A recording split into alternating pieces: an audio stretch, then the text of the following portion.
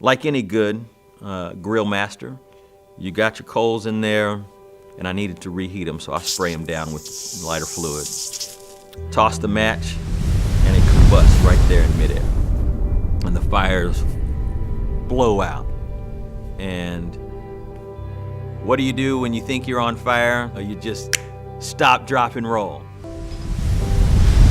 So I stopped and dropping and rolling in the backyard like an idiot. And I go back in the house and I think, okay, whew, I think I'm okay. Probably about 2 minutes later, I feel like my whole body's on fire, but I'm not on fire, but I just feel like I'm on fire. My lips and my forehead were just blazing. And within seconds, I hear and can feel my skin sizzling. And what I learned later on is just because you don't see flames, it doesn't mean you're not burning. And that's what was happening to me. So I'm burning, and my lips are on fire, and I start screaming. I hadn't looked in a mirror, didn't know what was happening, and I ended up finally going to the bathroom, and half my face is burned, and my ear is all kind of crusted over like this, and I look down at my hand, and there's no skin from my fingertips all the way to my elbow. And the problem with seeing it is now I'm really freaking out, but I'm trying to keep a cool head. And so I call my stepdad. I said, hey, I burned myself. What do I need to do? And he says, well, the old folks used to say heat takes out heat. So my grandmother, who lived a few houses down, she came with the same, well, son, heat takes out heat. And she turns the burner on the stove. And she says, it's a good idea. Let's put your arm over the burner. And I said, well, that doesn't make any sense, but I'm gonna try it. So I have no skin on my arm. And I do this, and I am screaming to high heaven now.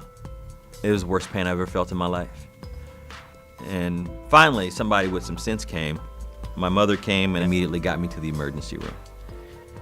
And they did what they needed to do and told me heat takes out heat is an old wives' tale. Please never ever do that again. Cold water works just fine. And the problem was, I didn't know that I was narcissistic or I viewed myself in any sort of way physically, but I found that I couldn't look at myself in the mirror.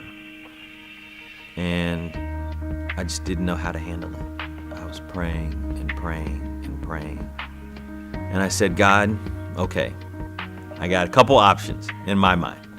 Either you heal me physically, check, or you heal me mentally. But I cannot bear this. I was using the bathroom in the dark. I wouldn't cut the lights on. I didn't want to see myself at all. I'm in a tough place. But I believed, because of what he did in my life, I knew that God could do a miracle. I knew that he could heal me. I knew that that was possible. Or I knew that he would fix my mind. I needed him to reconstruct me, how I viewed myself, how I viewed people. And I ended up praying almost all night. And so the next day, this was 3 days after I'd been burned, there was some ladies from the church, wonderful ladies. They were coming over. One came over to bring the food. And so I opened the door and she just starts crying. Thank you. And I'm just annoyed, and I forgot what I told her, but she stops me and she says, no, Tyrone, have you looked in the mirror? And I said, no. I haven't looked in the mirror. So she takes me by the arm, pulls me into the bathroom, cuts the light on, and I'm about 85% healed.